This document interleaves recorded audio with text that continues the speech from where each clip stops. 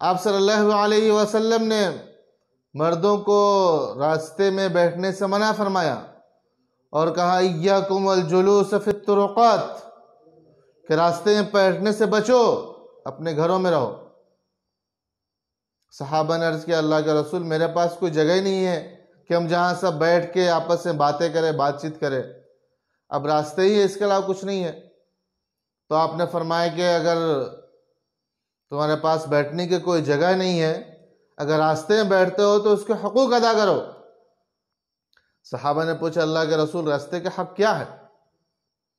آپ صلی اللہ علیہ وسلم نے فرمایا غض البصر، راستے میں بیٹھے ہو تو نگاہیں جھکا کر رہو، جو آنے جانے والے سب کو تاڑ رہے، سب کو دیکھ رہے، نظریں جمائے ہوئے ہیں، کون آ رہا ہے، کون آ رہی ہے، کون جا رہا ہے، کون جا رہی ہے، یہ جائز نہیں ہے، بلکہ نگاہ جھکی ہوئی ہونی چاہیے۔ اور کف الاذی، اور راستے میں بیٹھے کوئی تکلیف دہ چیز ہے، آنے جانے والوں کو تکلیف پہنچانے والی ہے تو اس کو دور کرو، ہٹا دو۔ اور یہ بھی صدقہ ہے کہ راستے سے تکلیف دہ چیز کو ہٹانا صدقہ ہے۔ ورد السلام، اور سلام کا جواب دو۔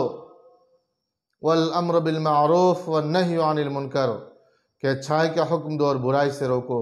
یہ راستے کے حقوق آپ صلی اللہ علیہ وسلم نے بیان فرمائے کہ جو راستے میں بیٹھتا ہے اسے چاہیے کہ اس کا خیال رکھے۔ آپ صلی اللہ علیہ وسلم نے فرمایا لا تکشف فخذک ولا تنظر الى فخذ حی ولا میت، کہ تم اپنے ران کو مت کھولو اور نہ کوئی شخص کسی زندہ یا مردہ کے ران کو دیکھے، اس لیے کہ مردوں کا جو ستر ہے وہ ناف سے لے کر گھٹنے تک ہے، تو اگر مرد ہے تو اس کے ران اس ستر میں ہے، اس کو چھپانا ضروری ہے، اس حصے کو دیکھنے سے منع کیا گیا۔ لیکن اگر عورت ہے تو عورت کا تو پورا جسمی ستر ہے سوائے چہرہ اور ہتھیلی کے، تو گیا پورے جسم کو ہی دیکھنا نہ کسی مرد کے لیے جائز ہے۔ آپ صلی اللہ علیہ وسلم نے فرمایا لا ينظر الرجل الى عورت الرجل ولا المرأة الى عورت المرأة، کہ کوئی مرد کسی مرد کے ستر عورت کو نہ دیکھے اور کوئی عورت کسی عورت کے ستر عورت کو نہ دیکھے۔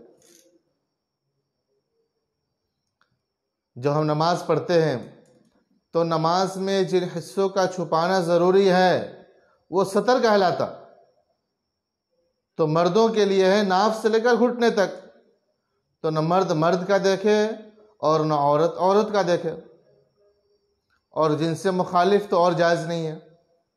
جب مرد کے لیے مرد کا دیکھنا جائز نہیں تو عورت کے لیے مرد کا دیکھنا یا مرد کے لیے عورت کا دیکھنا کہاں سے جائز ہوگا؟